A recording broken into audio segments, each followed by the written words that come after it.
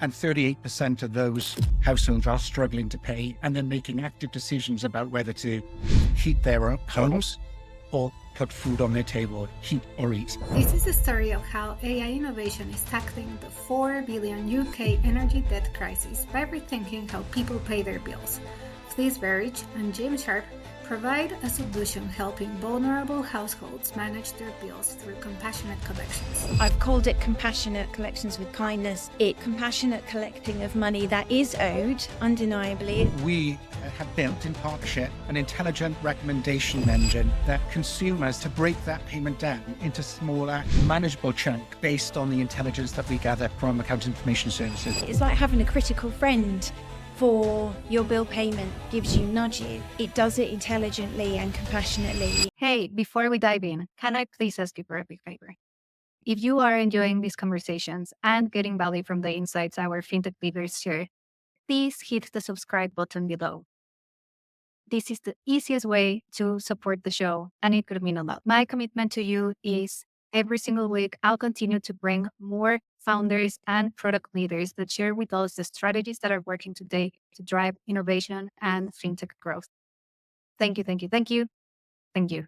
Hi, Fliss. Hi, James. So today we're going to have a very relevant chat because we all talk about the future of the industry is where FinTechs and big players come together and basically we make the pie bigger, right? It's all about collaboration and playing to everybody's strengths. And you guys have done an amazing job to do, and not only coming together to collaborate, but to do it, putting the customer at the center of everything that you do. So you're going to have a ton of impact with this product. So I want to start with the size of the electricity debt book in the UK is 2.5 billion. That's a ton of money. And this is the beginning of your journey. James, can you expand on this story? Yeah, I think the start of this story is a very human story, actually. Through various things that have happened geopolitically and stresses that have hit the UK particularly, we have seen a cost of living crisis arrive in our country. And it's not unique to the UK, but the UK is particularly hard hit by this. And a specific sector, the utility sector, gas and electricity dual fuel energy suppliers, increased their rates for their energy supply to a point that lots of people found it very difficult to make payments. And in fact, I'll talk about some of the statistics later on. But we are seeing large numbers of households, 22.5 million households in the UK, pay regular bills to their utility company. And 38% of those households are struggling to pay and then making active decisions about whether to heat their homes or put food on their table, heat or eat. So that it's an enormous problem. And as a result of that, we are seeing changing in payment behaviors and habits and an increase in defaults arriving from those household consumers. And that's what is driven this enormous debt book, this increase of debt book on the balance sheet of all of the utilities in the UK. And the figure that you've quoted there, Monica, was a figure that was 13 months ago when we came together to try and solve our problem. The debt book now is in fact over £4 billion in the UK. So it's an enormous problem for the utilities. That debt is going to arrive on consumers at some point in the future, creating a further into that cycle of hardship. And there must be a better way for us to approach societal good and helping people make their dues and continue to live the lives that they want to live, but also dealing with this huge crisis that's now in our utility industry. So that's what brings us here today. Yes. Then not only you're solving a huge problem, like 4 billion, it's just like dreadful, right? It does make you like, be like, I always made a difference between, hey, I'm from Mexico, I live in Asia, so I see us as developing countries, but I lived too many years in the UK. And I used to see the UK as a rich country. And I was like, people struggle financially in Mexico. But now no, people struggle financially in the UK a lot. And one of the things that I struggled a ton in the UK was the weather. I cannot imagine. We struggle with that too, so you're not alone. Yes. Oh, I know that. When I genuinely, I used to live in a house with heating, and I was freezing every single time. Yeah. I really cannot imagine people going through the struggle of, hey, I need to either choose between getting heating or paying my bills in a country like the UK. Yeah, and it's getting worse. And actually, we'll talk about perhaps why large parts of the population struggle to pay their utility bills and the way that utility bills are structured in a moment. But yeah, you're absolutely right. People are switching off their energy. They're reducing their energy prices. And we've had a particularly cold winter this year. And the most vulnerable are the ones that are turning off their heating. Older people with young families are turning off their heating because they simply can't afford it. There's got to be a better way forward. And we have seen with enabling technologies and the magic of open banking that there is a way to solve that sustainable process, but also putting your capitalist hat on, fixing the problem in utilities and creating enormous shareholder value. So we think we've come up with something really remarkable here, and we're super excited to talk about it today. Cool. Can we just go straight into it and tell us what is? Yeah, in a one-liner, built on regulated open banking, we have built in partnership an intelligent recommendations and notification engine that helps consumers that struggle to pay a single large payment once a month to a utility to break that payment down into smaller, manageable chunks based on the intelligence that we gather from account information services, basically. And it basically works with that consumer to make sure that they meet the dues, because there is a statutory right and a requirement for them to do that, but we do it in a way that's kinder to them. That's what we have built. And we think it will change the way that the collection mix looks inside the utility company. And it will offer a credible alternative to the single large payment of direct debit once a month versus the expensive once a month payment on a credit card. So it's somewhere in the middle there, and it serves all customers, but it's particularly good for those that are vulnerable on benefit, work 0 hours contracts, or in the gig economy, whose income profiles are a bit lumpy and bumpy, and it's harder to predict whether they would have the means to pay. So we just help them do that. Yeah, and that's why it's called FlexiPay. Flexible payments, yes, that's it. Yeah. So please, exactly. This is the second time that you come to the show. So you're a purpose-driven founder, double time. Can you tell us, why is this unique and why does it have social impact? So as James was saying, it tackles both sides of the situation. I call it, James talked about it, turns bills into a manageable way for customers, payers to deal with their finances. And I've called it compassionate collections with kindness. It compassionate collecting of money that is owed, undeniably. It's not letting people off their bills. It's not discounting. It's not only referring them to debt management. It's compassionate collections where every bill owing is paid and can be paid in a more manageable way. And then on the utilities side, from a business's perspective, it's turning their customers that were seen historically as risky and high cost to serve. It's making that smoother and more manageable and more palatable now. For the utilities, Flexi Payments gives them an easier, more efficient and low-cost way to serve those customers and to reach those customers. So from both sides, from a consumer and from a bill payer, it helps.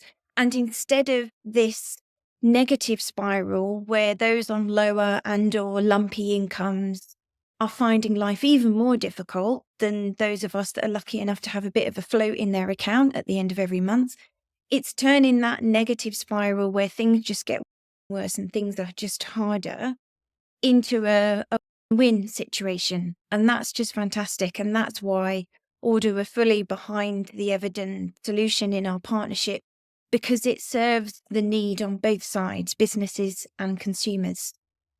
I love that. Just add a couple more points to that.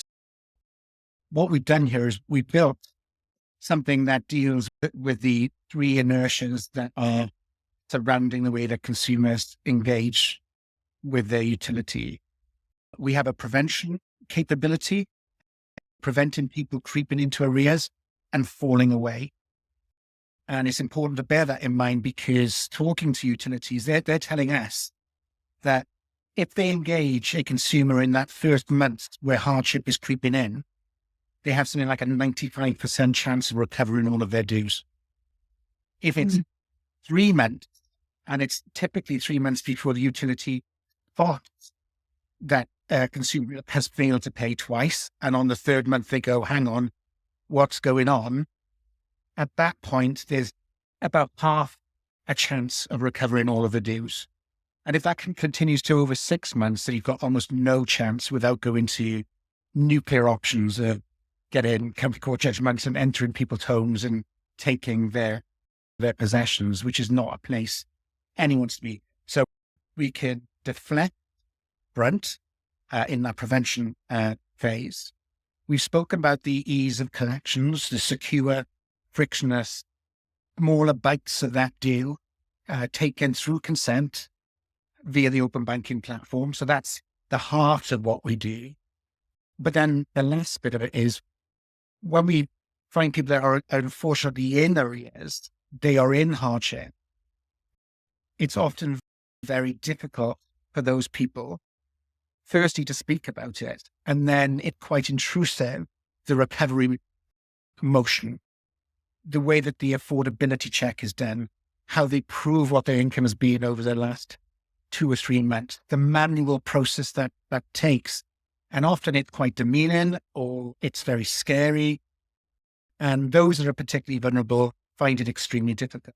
And we have a method to ease that as well. So we've really thought about the problem, not only in terms of the financial reward that our customer, a utility, would get, but actually covering many bases in that organization. So it's not a good idea. It's a great idea because it's all about 12 different problems, right? It's really elegant. Yes, it is. And actually, quickly, like you've gone through a ton of product development, let's say, but please, you said something very important, that it was compassionate collections and collecting with kindness. Mm-hmm. And this week we were talking about customers. I was sharing some of the insights that we had been thinking about. And then I stopped them and I said, by the way, all these came from us sharing our experiences. So it's not just words on the page. All these are emotions that came from many people.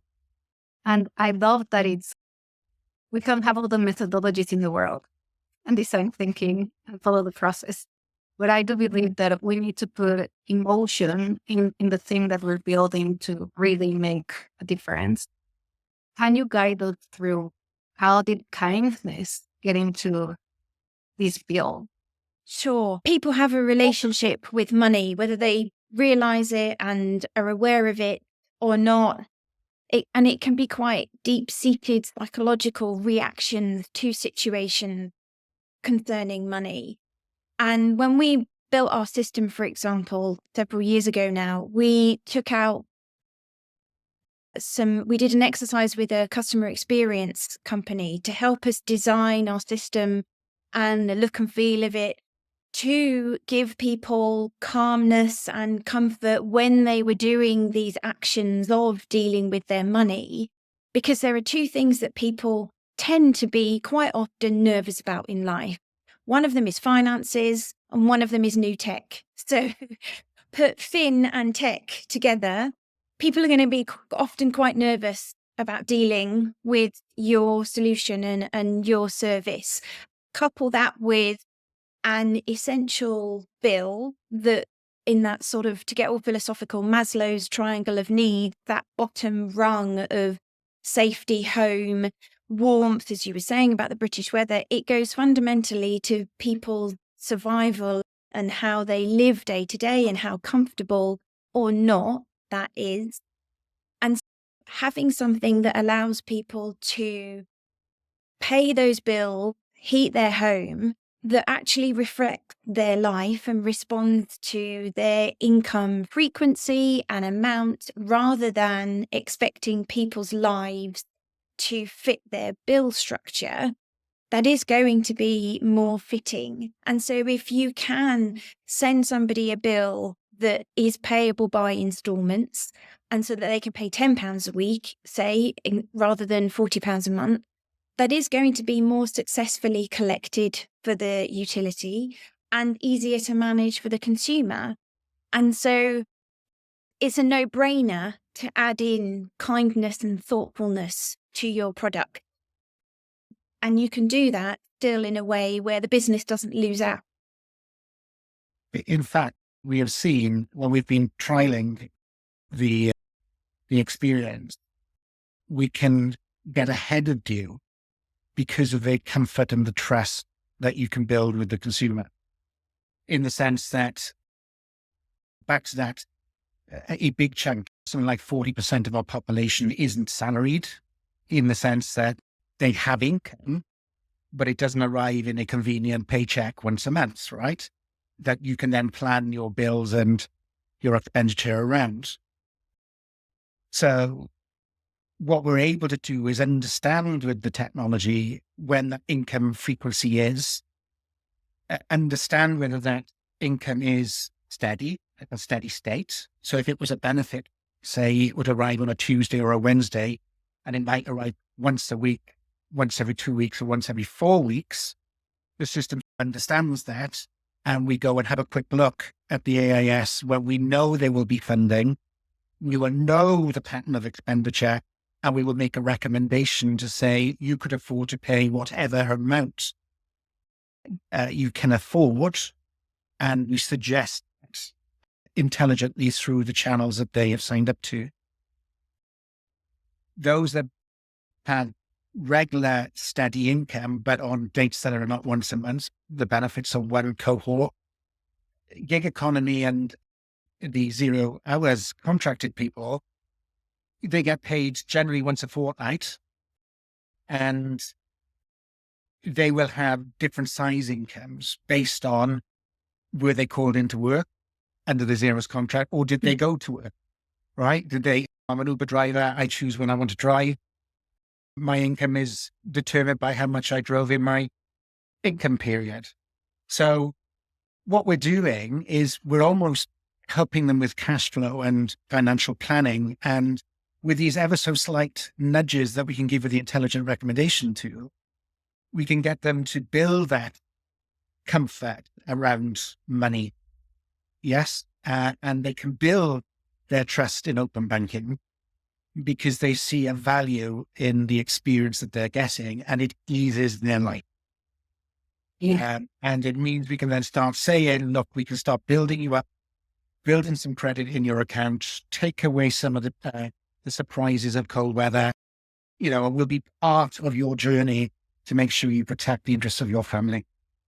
Yeah. And I think if I extrapolate what you both said into a principle, into design principle, I'm basically paraphrasing Fliss.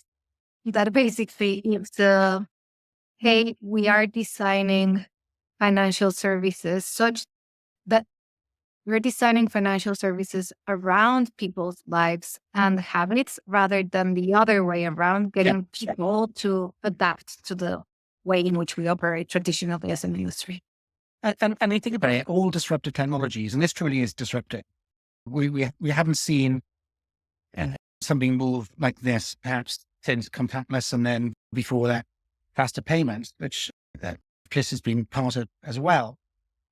The obsession around the customer experience drives modern thinking, modern design, and every day we obsess about what is the experience of the customer. And the Brucey bonus in that is that we do that in a way that pays the bills to the utility and breaks down their fundamental challenge, which is they got to have people pay for their products and services, otherwise they can't supply services, right? And that's the elegance. It, it is absolutely great for society, but it does the right thing for business as well. Oh, and by the way, it does the right things for us as partners, which it allows us to make profits so that we can go on to then develop products again that do the same thing, which improves the outcome for society, that then drives better value for our customer and allows us to then continue to grow. So it's a really energizing experience. And I'm glad that you said like partners, because I was going to pick on that right now. If I speaking with you at some point, I'm like, it feels like I'm speaking with two founders, e.g., two people from the same company. Like the two of you are so aligned. It feels like one team. But what we need to specify here is like not one team. It is one team, but it's two different companies. And it's super cool that it's like, it feels. Yeah, partners with purpose, right? That's the way to paraphrase it. I can do three-word ditties as well, Fliss. So maybe I'm going to invite the second text. Yeah. Partnerships of purpose really is what this is about. Look, there's a balance of trade between us. We are a big organization. Ordo it is a emerging, growing organization. It was a medium-sized business. There are costs both sides. But we recognized that there was purpose in what we were doing for the customer, the end customer. We've got a very clear digital strategy around how we're going to achieve that. We have a clear understanding about how commercially do we want to do that. And there's an awareness on my side that I can consume all of the resources of Ordo should I want to, but I know I can't. There's a mutual respect in the way that we behave together. But ultimately, our focus is on powering growth. And one of the things that makes me very proud to work for Eviden, ATOS Group, is that we really do nurture smaller businesses. We believe in circular economy, right? And bring in emerging technologies front and center into the mainstream because it's good for customers. And together we can succeed. Amazing. And I think it's about, we've found that perfect fit on all levels. As James was saying, Atos and Eviden are bigger, Ordo is smaller. So we can reach those different types of potential customers out there in the market. And we can be more agile and do things quickly and get things approved quickly and change. And Eviden and Atos provide that greater reach and talk the same language of going into corporate potential customers and so on. And also our technology fit. They pass from one to the other. It's a seamless transition. We've got the open banking account information and single payments and variable recurring payment to come. And that fits seamlessly and passes on so nicely to then the machine learning and AI and the packaging that Eviden and Atos can bring. So at all levels, our technology, our people, the size of our company, they go together. Yeah. I want to expand because if we use you guys as a case study, many times when fintechs and big players try to partner, not to work as a vendor relationship, but to genuinely partner, there's frustrations because it's two different monsters. One is like a big corporate, the other one is like a tight resource but very fast moving machine. And the cultures are different, mindsets are different. So what worked well, or which principles worked well for you to be so successful? I think actually Atos and having this digital team that they've termed Eviden, that it's actually been more like working with a smaller company. We can't make it all sound rosy and unrealistic, James. There was some frustration and delay at getting our partnership announcement out, for example. I'm not going to pretend that everything's brilliant and rosy. We've got to be real here. Yes. Yeah. But apart from that, the actual working together and the teams, we can at Ordo, we can do little things around the edges and get on and carry out our contribution to the partnership. And then there's another level, another layer of activities that we can do that we do know has to have more authorization and happen in a bit of a slower time, but that it has more scale and impact for that reason. And we went to a utilities conference, didn't we, James? Yep. Probably coming up about this time last year. And it was incredibly successful. It was fantastic. We had people on our stand from both companies there. We had triple dual branded notebooks, which I love and which were a huge hit with everyone. So I think you can divide activities and impact up into what are the small things we can do around the edges and we can get on with those. And then simultaneously, what are the larger, bigger, long-term things that we can do that take a bit more time and planning, and just make sure you progress those in the background as an overlay. Yeah.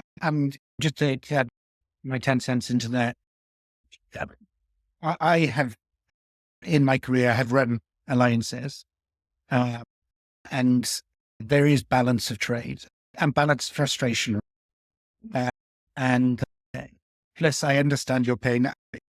We have a rigor and a compliance and a governance model that is built for a 13 billion euro business, right? And I can't, as much as I would like to, I think ignore that. I cannot. So those frustrations are in there. But again, the constant engagement, the close collaboration, we brought our engineering teams into close proximity and work together. And at that level, with a focused digital purpose, we came together at the beginning of this journey. We put ourselves in a room and we asked what if questions. And that's how we started. The only thing that holds us back is our ambition.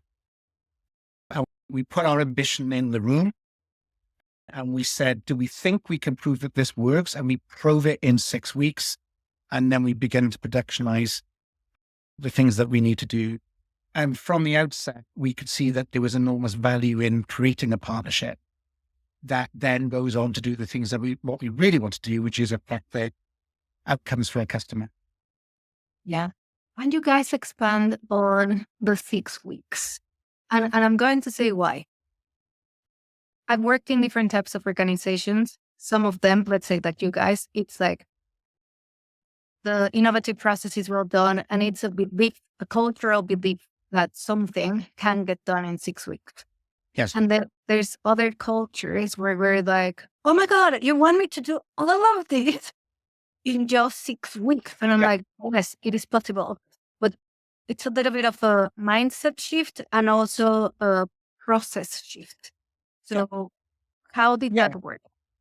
Just can I take it first, then maybe you jump in after? Because I can ask that question in 2 ways, if you don't mind.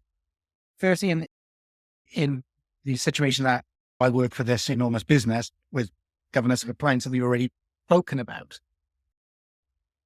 So the importance for 6 weeks to me was I was corporate venturing, right? I was acting like a startup inside my business. And in fact, that was the role I was brought in to do, was to come and break Eviden, bring the very best of what we do, our remarkable people and the remarkable products and services we bring, and look at the market. So it was important for me to garner the support of the business. And the best way to do that is to prototype and to have the rigor in that 6 weeks to pivot or kill.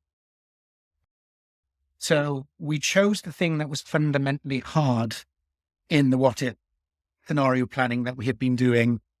And we looked at the toughest bit, which was, could we classify the AIS in sufficient ability that a machine could make the right decisions? And we had to prove that. And once we prove that, then the rest is easy, right? So that's what we took as our MP hard problem, if you like. We focused down on that. we brought together our engineering teams with that North Star thinking. We will have failed if we do not achieve that. And if we do not achieve that in 6 weeks, we kill the project. And that was the rigor that we put in right at the beginning. And I'm glad to say, and it's pretty obvious, we did prove that actually you could bring accounting information service with proper classification and do something remarkable with that information, which is then moved to the lives of the general population. So once you've proven that, then saying to the business, we want to have a solid partnership. We want to see the addressable market in the size that it is, not only in the UK, but across Europe and beyond.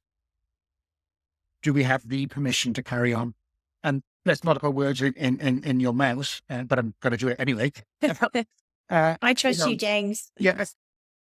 Your board was doing the same thing in terms of, I had numerous conversations with George and others around, is this the right thing to do for you as Ordo 2? So it was really important that we did that 6 weeks and said, this is a concrete idea that is built on rigor, is highly innovative, and differentiates us and creates a market that nobody else is in at the moment. Cool. And I think it helped that our technology is so complementary that one service follows on from the other. And so in working out, can we work together? Is this something we should do? Is this something we should invest in, both in terms of hard cash and resources? In working all of that out, it helps that it all slots together so easily, and it is the right decision because we can provide this bit and Eviden and Atos can provide that bit. And so, yes, when you put them together, it does create a solution that is far better than just adding the separate bits together. It creates a holistic technology and financially resilient method for people to be able to manage their finances.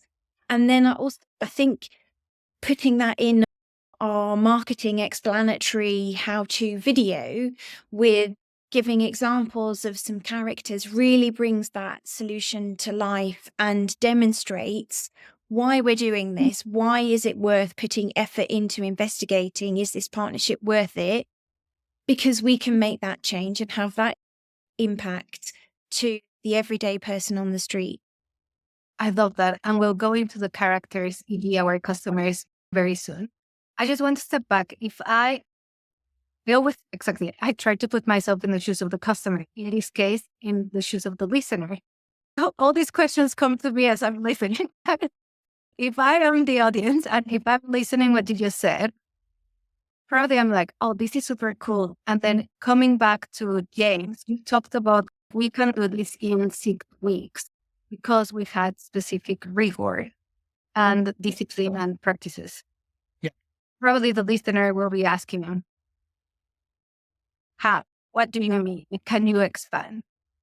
Yeah. So while we might appear from the outside as a global SI, as a behemoth, a slow-moving business, we have teams of people that we have specifically built. They are thoughts that work together continuously. So they have high velocity. They are littered with mathematicians, data scientists, data engineers who obsess around the outcomes of good compute and what you can deliver on that. And I've got no understanding of what they do. They talk to me and it's, whoa, I just nod politely and I let them get on. But they are really capable of understanding the outcome. We start with outcome. Okay. I don't care how we get to the outcome. Show me the path of least resistance to that outcome. And on the way, we stand up and we understand whether we are going a path that isn't going to yield the outcome that we want. And we either pivot that and the path back towards the outcome again, or we kill that thread of work and say, nice idea, it isn't going to do what we needed to do. And we have the rigor and the bravery to say, the 5 days you've spent trying to solve that problem, in fact, has created more problems than it solves. So let's do the decent thing and put that to bed. So we have a team of people that are capable, comfortable, excited to work that way. you have product owners in me and in Mike and the team over in Ordo that really understand product and product outcome. And then we have that North Star thinking. And we every morning religiously look up at that North Star and say, that's where we've got to get to. If we can't get there, it's not worth doing. And just having that bravery to do that. Sometimes you win on that and sometimes you lose on that. But if you don't have that and you're losing in that motion and you haven't got that 6 weeks rigor, you will carry on delivering with a potential project or with an outcome that doesn't satisfy the need. So it's discipline, it's teaming, it's collaboration, it's wisdom, it's curiosity, it's playfulness, and it's passion, really. It's passion. Definitely. Otherwise, we could have built what we're building. Last time when I spoke with Fliss, I think the first thing she told me in the podcast, not outside, she was like, Monica, but you realize you are a geek, right? I was like, yes, we are. I think everyone that comes to the podcast is a geek because we're so passionate about these things. A normal person that doesn't work and geek doesn't. So passion is important. Yeah, and the nice thing about it is technology should be a servant to us, right? And if you can enable technology to do that and do that well, then you've got a great product future. So too many people lean to what it says on the tin in technology, right? And then they bend their organization, their operations to suit the need of technology. We have a freedom in the way that we built our partnership to expressly say, what is the purpose of technology in this outcome? And we keep technology where it needs to be, the servant to that outcome. Definitely go to the short. Keep technology where it needs to be. Yeah. Good. So if technology is a servant, then customer is the master. Yeah, Absolutely. absolutely. Yes. So coming back to the customer, Fliss, you said a few minutes ago that when you were building these, exactly, you brought customers to the center and you were telling their stories. Can any of you tell us a little bit more about who were these customers and how you brought them into the story? So building on the research that Ordo did right at our beginning to build our service and how should we display this, what should it look like, and then some research that we did, which admittedly now is a bit historic. It was during lockdown and how do people feel about their finances, but actually and unfortunately, the economy hasn't rebounded much since lockdown. So we're still in this cost of living crisis. We still have high energy prices. Water bills have just gone up. I was just shocked at mine only yesterday, in fact. Yesterday too. I was on the phone to Thames Water. But so things haven't got much better. But the surveys and statistics and the findings we found were in response to people finances being tighter. People gave themselves, 80% of people gave themselves a financial MOT during that time and had a review of their finances.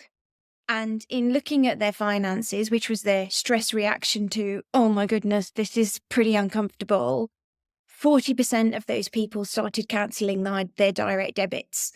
And that is a direct result in their need for control and wanting to do something, wanting to take action, wanting to have a closer handle on their finances. But then if those direct debits bounce and if they don't put alternative repayment methods in place, then that's going to affect people's credit scores. And it comes back to developing technology that suits people today in a far more instant and dynamic society that we live in today, rather than 50, 60 years ago when direct debit and card on file and card payments were invented 60 years ago. So our financial system and our solutions have been developed to reflect and correspond with changing needs of society. And during our customer testing, what we found was an absolute diversity of how people react to finances and how they deal with them. For example, some people would just click through payment screens, not reading anything. That's my type of person, not detailed, just someone else wanted to read everything on every screen, including the small print. And so do you put on a screen, for example, we're FCA regulated? For half the people, that was a comfort and reassurance. For the other half of people, it was, no, that's too much detail. And by the way, you start mentioning the Financial Conduct Authority, I'm a bit freaked out now and I don't want to know about it. How much information do you give? How do you present it? It's different for lots of different characters. And so you do need to have different options and screen journeys for different types of behavior. And then one more example is how people deal with their finances. And that comes to what I was talking about, deep-rooted beliefs and how people react. One person, for example, said, yep, they deal with all their bills as soon as they come in. Otherwise, it would play on their mind and they'd worry about it until it was cleared. Someone else, I think this person was a tour guide, he said, nope, I don't pay until I'm getting red final demands landing on my doormat. If it's a big corporate, then they can wait for my money and they can demand it. If they're a small company, I'll pay it because there was a recognition of some people need cash flow more than others. But I was astounded that someone would deliberately just leave their bills until the final demand and they would be able to sleep at night, because I wouldn't personally. But it was just an example of the array of different people and attitudes and ways of managing money and how people feel about money, and the need for flexible technology solutions today matching the technology that we have today, which is instant, low-cost, secure payments. And then there's an instant angle to that.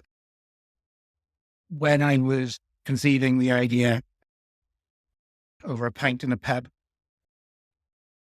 had most ideas of mine arrive, I'll be honest, but there's an emotive thing to this. And I had been reading, so in the UK, we had a regulator of energy called Ofgem, and every 2 years they do a consumer study, and I can't remember the exact amount, but it was high 30%. They asked consumers, do you trust direct debit?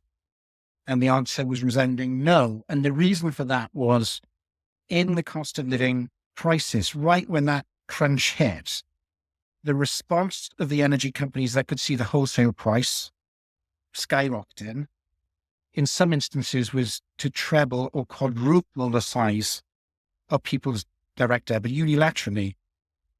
I'll be fair to them, they give them 14 days notice, but Monday this week, I pay £200 for my gas, and in 3 weeks, Monday, I'm going to pay £800 for my gas, and you're going to take that. Really isn't letting me know that you're changing my payment in a way that I can trust, right? Baked into all of the research that has come from Ordo, the industry itself recognizes that consumers are changing and the industry needs to change with them. Yeah. And if they don't, their debt will increases, and that's what's happening.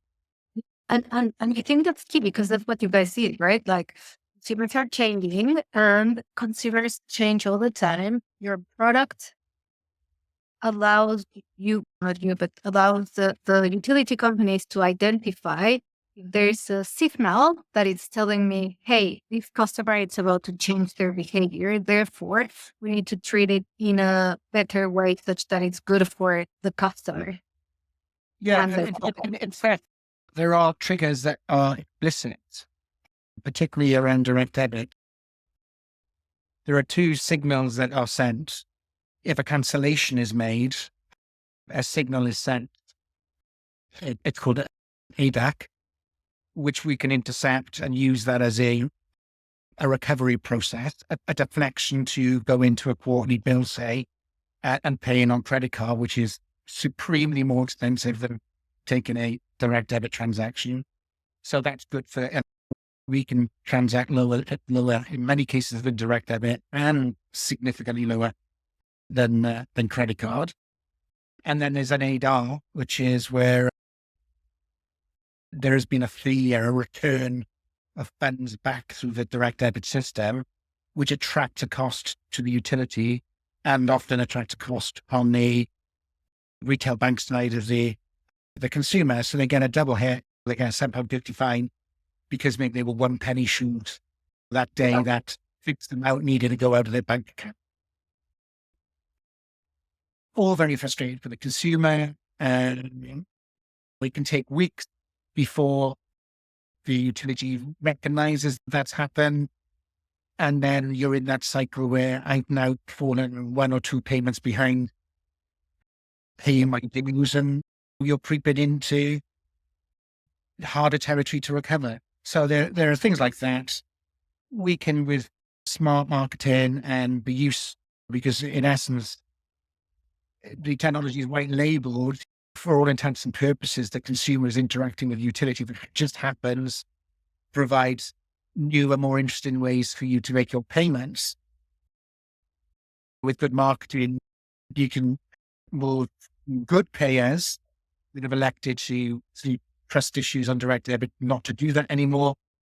You get them paying more regularly. You're helping them particularly because they get then huge lumps and bumps, not in their income, but in their expenditure. In summer, they might be only spending £300 a quarter. In winter, they might be spending £1,500 a quarter. And we can help them see that emerging expenditure and start getting to make payments earlier. And so, triggering, being part of the consumer understanding and the psyche is really important. And we've got tips and tools to do that. And also, for just picking up on one point there that James mentioned, the immediacy of open banking solutions that are available today.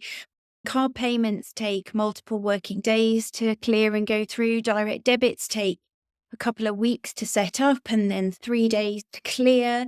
If any of that goes wrong, it also takes multiple working days before the utility will find that out, which isn't good for the utility either, and trying to resolve that as well as all the costs incurred. Once people are onto open banking solutions, be that for the moment single open banking payments where a payment can be paid in multiple installments, and then later this year, variable recurring payments, which is like a smart direct debit, will be available to utilities. Once open banking methods are starting to being used, if something goes wrong there, or like a customer wants to change their payment method or change the amount, the utility also knows that instantly as well. Yes. And they can get on the front foot and start a conversation and a dialogue before things get out of control. And it's catching it early means it's easier to resolve. With a triaged understanding of why the person might be in hardship, creeping into hardship. The other thing that we found, actually, Fliss made an interesting comment around the bill payer dynamic in there. When we talk to those particularly that are on low income, or they have this lump and bump in their income, the things they say to us about what we do is the transaction is immediate and I know where I am with my money. Yeah. And that also is a huge benefit. I pay on credit card. It often doesn't appear on my balance for 3 days. Yes. I don't know where I am with my money. Yeah. So then they start tripping over themselves. And then back to that kind of cash flow thing. We're there to help them with cash management, cash flow. We are approaching towards the end. Very quickly, what has been the role of AI in all of these innovations? Yes. We have built, in essence, a machine learning algorithm that takes vast amounts of data and tries to put humanity and understanding into that data. It spots patterns in income profile. It understands the different types of expenditure, statutory things like your bills, disposables, even things like lifestyle and gambling can be built into the model. And it also understands the purpose of the utilities. So we're able to put by customer, i.e. the utility, a specific set of rails around what the machine learning does and how it behaves and what it can offer in terms of its recommendations to the customer. But what is worth understanding is the AI is a consent-driven experience. The AI is recommending. The AI isn't decisioning. And what it's doing, it's working with the customer to say, based on our understanding, you could afford this amount. And the customer, particularly with the single payments, can say, actually, you don't know something that you don't know. I can't afford to quite pay that this month or this week. Could I dial that down? And then next week we can go and ask for a bit more and the customer may be more comfortable that week. So intrinsic to what we do, it is democratic in the way that it works. It allows the human to be part of the reasoning. And we have a immutable view on the decisions and the model number of that AI that was used in each recommendation stored away. So we're able to replay the reasoning that the AI did, the recommendations it gave, and the interactions there before and after, all the way through to payment or decline in a payment, whatever the customer does. And doing that allows us then to have a ethical view of what the AI is doing. We're able then to make sure bias isn't creeping into it. And we're able to be an advocate for the consumer who at any point can say, I'm not sure that did the right thing. And we're able to replay the session that they went through. And we're then able to make adjustments based on that kind of feedback and commentary from real people. Please, anything else from your side to add as we close? It's like having, as James described it, it's like having a critical friend for your bill payment. I think some people, there's great uses of AI out there, and I'm sure lots of people use it, but it also can have a scary dimension to it, this robot taking money out of your account. That's not that's not what's happening at all. It's actually a critical friend there built into looking at your finances and helping with, you got paid more tips this week.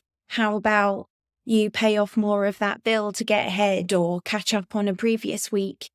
And I think describing the AI as that critical friend that gives you nudges, dials down, if some people could find that scary, and especially utilities thinking we're going to put our consumers, our customers through this web of automatic whipping out of money here and there. It does it intelligently and compassionately, and it's allowing the consumer to retain control and empowering them to have a better view of their finance. It's not replacing them. Yeah. I mean, what is interesting in terms of, Fliss has used the word variable recurring payment, VRP. There is a component for us to be more automatic and automated with the AI. As the customer consents and learns and trusts, they may feel, actually, you're doing a great job, do it for me.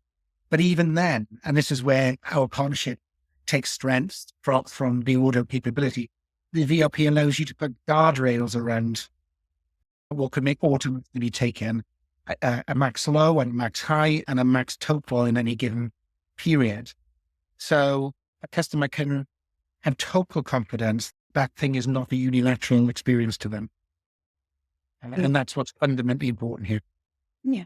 And it can be integrated in that depth approach. So it's not a shock or this big bang change for the utility or the customer. For at the moment, this can be done via single payments, and then single payments and enabling installments into that single payment. And installments could be by one customer chipping away at that bill, or it could be a bill that is contributed to by many occupants in a household, a bunch of flatmates, for example. And then the next step in evolution on that, which is just a step rather than a big leap, is then a smart direct debit, variable recurring payments, where money is more automatic on a weekly or monthly or fortnightly basis, within those parameters that have been pre-agreed by the consumer and the utility, as James was saying. It's a stepped approach that helps both utility and customer get used to this new instant, low-cost, secure technology, moving on from direct debits. Yes, and it is not just a product and it's not just an innovation, but it's a solution to 2.5 now 4 billion pound debt problem. Yeah. The debt book. And that's just in utilities, right? There's a debt book in water companies.